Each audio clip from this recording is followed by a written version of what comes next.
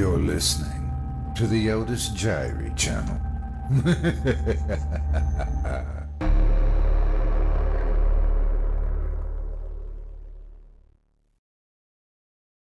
Tall Amongst the Trees by Jarvis B. Performed by Otis Jiry. One night in early 1982, I was awakened by one of my nightmares. I found myself unable or just unwilling to fall back to sleep, and decided to turn on the TV. As I turned on the set, I was startled when I heard the word giants come from the screen. A televangelist was giving a sermon. He said, "There were giants in the earth in those days, and also after. Many men which were of old, men of renown, and they were called Nephilim." If you only knew the truth of that statement. My name is William.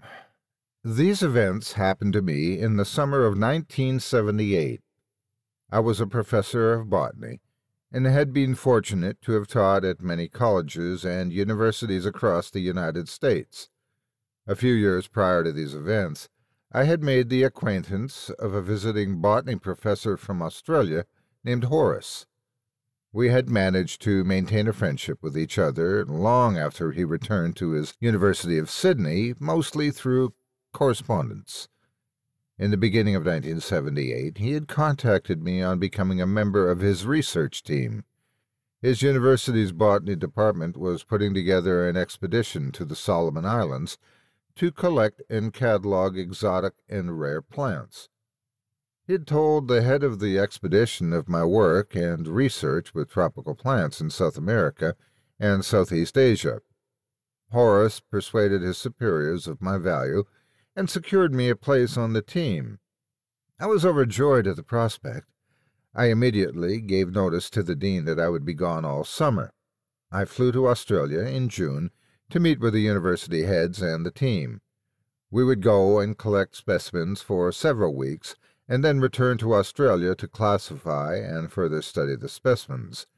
This would culminate in writing of a report and several different scientific papers for publication. There were 2 teams made up of 5 people each. We would be assigned to different parts of the island. My team consisted of Horace, Jameson, a professor from New Zealand, the world-renowned professors Dirksen and Lake from England. It was during the second week of our expedition the 2 professors from England had fallen ill as a result of eating spoiled tin meat paste that they had brought along with them from England. This left the bulk of the work to the 3 of us. I was assigned a rather large part of a dense jungle to explore, and I ventured off alone without a guide so I could engross myself in my work and not have to be worried about a native guide who always seemed nervous when it came to exploring certain parts of the island. It was about noon, and the sun was at its hottest. The humidity had permanently fused my work shirt to my chest. Even the water in my canteen was not much relief because the heat had made the water warm. I came upon a specimen growing on the side of a tree. I put down my canvas collection bag and examined the flower before pulling it off with a pair of tweezers from my pocket. I heard a noise from behind me and quickly turned to see a medium-sized goat standing on my collection bag. I noticed that he had a rope around his neck.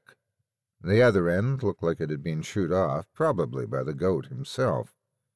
I tried to pull the goat off my bag, but he would not budge. I finally had to wrap my arms around his midsection, pick him up, and move him aside. He let out a loud "Maa!" and then went running down the jungle. I continued to collect other plants around me, occasionally looking up to see my goat friend walking further and further away from me. The goat finally came to a small clearing about a mile or so away, and proceeded to eat a small cluster of plants near the base of a very large tree. As I looked at the goat eat, I noticed a large, shadowy figure lurking behind the tree line, slowly approaching the goat from the rear. It seemed to be a dark-skinned native wearing nothing but what appeared to be a loincloth. He must be a local, hunting in the jungle for his dinner. Must be his lucky day, I thought. That goat will make a hearty meal for him and his family. Probably feed them for days, maybe weeks. I put the last of the plants in my bag, and as I looked up to see the goat, I noticed the native lunge forward and pick up the goat with one hand.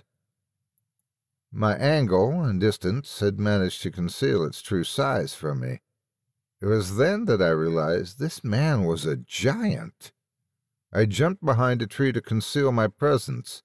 It must have stood at least 20 feet as tall as the surrounding trees. His hair covered his eyes and draped over his shoulders. He had a very wide torso and pronounced cheekbones that gave his face a drastic, otherworldly appearance. It had long arms and long hands, and like an orangutan. It was malformed or misshapen like a dwarf, only enormous. I peeked from behind a tree, trying hard not to be spotted by it. I could see that the goat kept trying to move in its grip. The goat began to get louder and more desperate with sound.